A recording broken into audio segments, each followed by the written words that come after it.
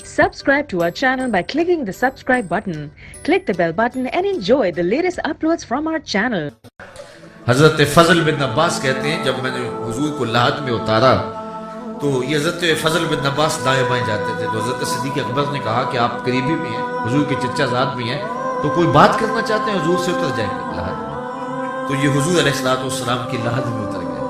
تو کہتے ہیں میں نے کفن کی تنیاں کھولی اور میں نے دیکھا کہ حضور کے لب ہل رہے تھے. تو کان قریب کیے تو حضور کہہ رہے تھے رب ہب لی امتی, اے اللہ میری امت کا معاملہ میرے ہاتھ میں دے دے. تو حضرت فضل بن عباس باہر نکلے لحد سے اور جو پاس کھڑے تھے ان صحابہ کو بتایا کہ حضور یہ کہہ رہے ہیں. اللہ اکبر. تو سارے رو پڑے. اس دنیا پہ آئے تو امت کا غم لے کے آئے, اس دنیا سے گئے تو امت کا غم لے کے گئے. اگر کسی سے اس لیے پیار کیا جائے کہ وہ پیار کرتا ہے تو مجھے بتاؤ حضور جیسا پیار کون کر سکتا ہے؟ اچھا کسی سے اس لیے پیار بھی ہوتا ہے کہ اس سے کوئی غرض ہوتی ہے, تو بتاؤ نزا کے وقت کس سے غرض ہے؟ مجھے بتاؤ قبر میں کس کی ضرورت ہوگی؟ حشر میں کون شفاعت کا دامن کھولے گا؟ اعلیٰ حضرت بولے پیش حق مجدہ شفاعت کا سناتے آپ روتے جائیں گے ہم کو ہنساتے. وسعتیں دی ہے خدا نے دامن محبوب کو, جرم کھلتے جائیں گے اور وہ چھپاتے جائیں گے. اور محبت کا بہت بڑا دائیہ یہ ہے کہ کسی سے اس لیے پیار کیا جاتا ہے کہ وہ سونا بہت ہے, وہ خوبصورت بہت ہے, زمانے میں بڑے سونے ہیں, کوئی لاؤ تو صحیح میرے حضور جیسا ہے. مکھ چند بدرشا شانی, متھے چمک دی لاٹ نورانی, کالی زلف تے اکھ مستانی, مخمور رکھی ہیں مد مری. حضرت میمونہ بنت کردم صحابیہ ہیں, کہتی ہیں کہ میں حضور کی خدمت میں اپنے والد گرامی کے ساتھ حاضر ہوئی. یہ موقع تھا حجۃ الوداع کا. میری آرزو تھی کہ میں حضور کی زیارت کروں, لیکن حضور کا جمال جہاں آرا ایسا چمکدار تھا کہ میری آنکھوں میں ہمت نہ ہو سکی کہ میں آپ کا چہرہ دیکھ سکوں. میں آپ کی نظر ایک بات کرنا چاہتا ہوں. صرف 34 لوگ ہیں غالباً جنہوں نے حضور کا حلیہ بیان کیا, باقی حضور کا حلیہ بیان نہیں کرتے. 1,44,000 نے حضور کو دیکھا, لیکن ایک دوسرے سے پوچھتے تھے بتاؤ حضور کیسے تھے؟ تم نے نہیں دیکھا؟ کہا یار دیکھ کر بھی نہیں دیکھا.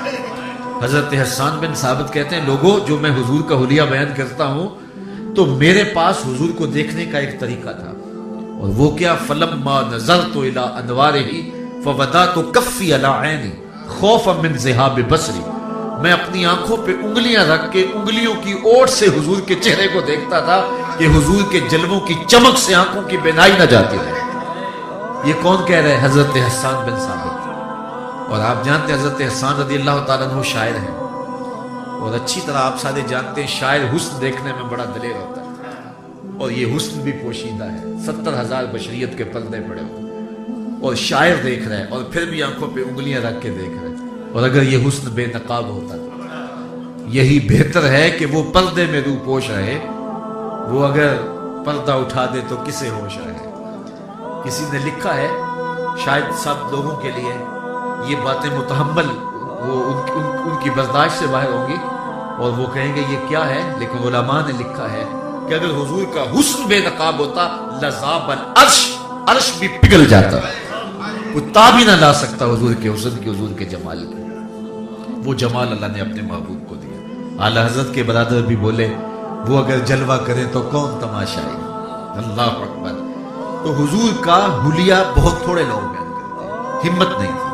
حضرت میمونہ بنت کردم فرماتی ہیں کہ میری ہمت نہ پڑی کہ حضور علیہ السلام کے جمال جہاں آرا کو دیکھ سکوں, تو میں حضور کے پاؤں دیکھنے لگی. اب حضور کے انگوٹھے کے ساتھ والی جو انگلی ہے, فرمایا کہ وہ انگلی باقی انگلیوں سے قد میں لمبی تھی. اور حضرت میمونہ بنت کردم فرماتی ہیں فما نسیت فیما نسیت. اللہ اکبر. کہتے ہیں مدت ہو گئی وہ جلوہ دیکھے ہوئے, آج تک نگاہوں سے اس انگلی کا حسن نہیں ہٹتا. یار جس کے پاؤں اتنے حسین ہیں اس کا چہرہ کتنا حسین ہوگا. اللہ اکبر. وہ کیا کسی شاعر نے کہا, شعر تو سادہ سا ہے لیکن کمال ہے, کہ قدموں پہ جبیں کو رہنے دو چہرے کا تصور مشکل ہے. قدموں پہ جبیں کو رہنے دو چہرے کا تصور مشکل ہے، جب چاند سے بڑھ کر ایڑی ہے رخسار کا عالم کیا ہو. Subscribe to our channel by clicking the subscribe button. Click the bell button and enjoy the latest uploads from our channel.